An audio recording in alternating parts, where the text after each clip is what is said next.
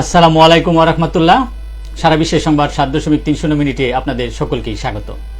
দেশের প্রধান প্রধান দৈনিক পত্রিকাগুলো তাদের শিরোনামে যে খবরগুলো গুরুত্ব সহকারে ছাপিয়েছে তাই নিয়ে হাজির হলাম আপনাদের সামনে। আশা করি সাথেই থাকবেন। শুরুতেই থাকছে, সংসদে প্রধানমন্ত্রী শেখ হাসিনা বলেছেন, মালয়েশিয়ায় শ্রমিক পাঠানোর বিষয়ে কি সমস্যা হয়েছে তা খতিয়ে দেখা হচ্ছে। এ ঘটনায় দায়ীদের বিরুদ্ধে ব্যবস্থা নেওয়া হবে। বিশ্ব পরিবেশ দিবস উপলক্ষে প্রধানমন্ত্রী শেখ হাসিনা বলেছেন, প্রাকৃতিক দুর্যোগ থেকে দেশের জনগণ এবং প্রকৃতিকে রক্ষা করাই তার সরকারের লক্ষ্য। এছাড়া তিনি পরিবেশ রক্ষায় বাসাবাড়ি, চারপাশ ও অফিসের ফাঁকা জায়গায় গাছের চারা রোপণের আহ্বান জানান। শেষ ধাপের উপজেলা নির্বাচনেও ভোটারদের খরা দেখা গেছে।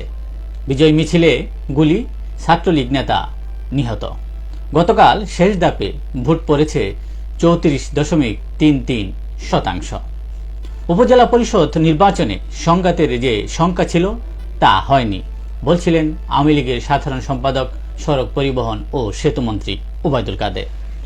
ভোটাধিকার আছে বলেই ভারতে জনরায়ের প্রতিফলন হয়েছে, আর বাংলাদেশে আওয়ামী লীগ 15 বছর ধরে জোর করে ক্ষমতায় আছে বলছিলেন বিএনপির মহাসচিব মির্জা ফখরুল ইসলাম আলমগীর। সংসদে বেনজিরের দুর্নীতির বিরুদ্ধে ব্যবস্থা নেওয়ার দাবি। দুদকে হাজির হতে 15 দিনের সময় চাইলেন বেনজির। র্যাবের নতুন ডিজি বলেন, কোনো ব্যক্তির সঙ্গে র্যাবের ভাবমূর্তির বিষয় জড়িত নয়। সংসদে আজ বাজেট পেশ। সংকট সামলানোর চ্যালেঞ্জ এবারের বাজেট। এবারের বাজেটে ভ্যাটের চাপে বাড়বে ব্যয়। মালয়েশিয়ার শ্রম বাজার ক্ষতিগ্রস্তদের অর্থ ফেরত দেওয়ায় বড় চ্যালেঞ্জ।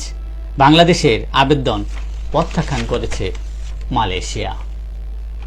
দেশের প্রধান প্রধান দৈনিক পত্রিকাগুলো তাদের আন্তর্জাতিক খবরে যে খবরগুলো গুরুত্ব সহকারে ছাপিয়েছে তার মধ্যে শুরুতেই থাকছে ভারতের লোকসভা নির্বাচনের খবর।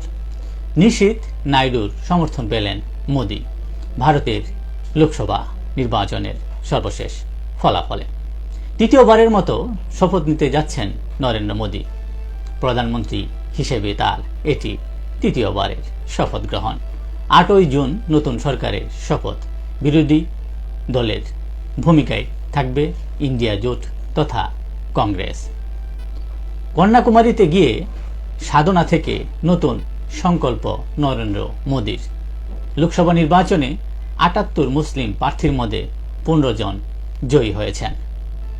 যৌন কেলেঙ্কারি মামলায় হস্তক্ষেপ করতে সুপ্রিম কোর্টের প্রতি আহ্বান জানিয়েছেন সাবেক প্রেসিডেন্ট ডোনাল্ড ট্রাম্প।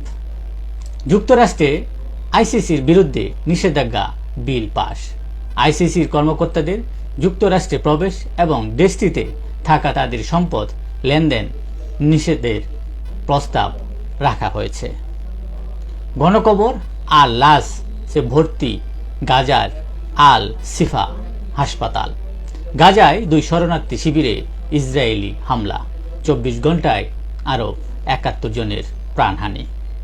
মেক্সিকো সীমান্তে বিধি নিষেধ আরোপ করলেন বাইডেন প্রশাসন। এর ফলে অভিবাসন প্রত্যাশীরা এই সীমান্ত দিয়ে যুক্তরাষ্ট্রে প্রবেশ করতে পারবে না। এই ছিল আজকের দৈনিক পত্রিকাগুলোর প্রধান প্রধান শিরোনাম, যা নিয়ে এতক্ষণ আপনাদের মাঝে উপস্থিত ছিলাম। আশা করি আপনাদের ভালোই লেগেছে। সার্বিক খবরের বিবেচনায় যদি আপনাদের কোনো অভিমত, অভিব্যক্তি, সমালোচনা কিংবা কোনো পরামর্শ থেকে থাকে তাহলে অবশ্যই কমেন্টসে জানাবেন। আপনাদের কমেন্টসের প্রত্যাশায় আজকের মতো এখানে বিদায় নিচ্ছি। আবারও দেখা হবে আগামীকাল ঠিক একইভাবে সারা বিশ্বের সংবাদ 7.30 মিনিটে। সে পর্যন্ত অবশ্যই সকলেই ভালো থাকবেন, সুস্থ থাকবেন। আসসালামু আলাইকুম ওয়া রাহমাতুল্লাহ।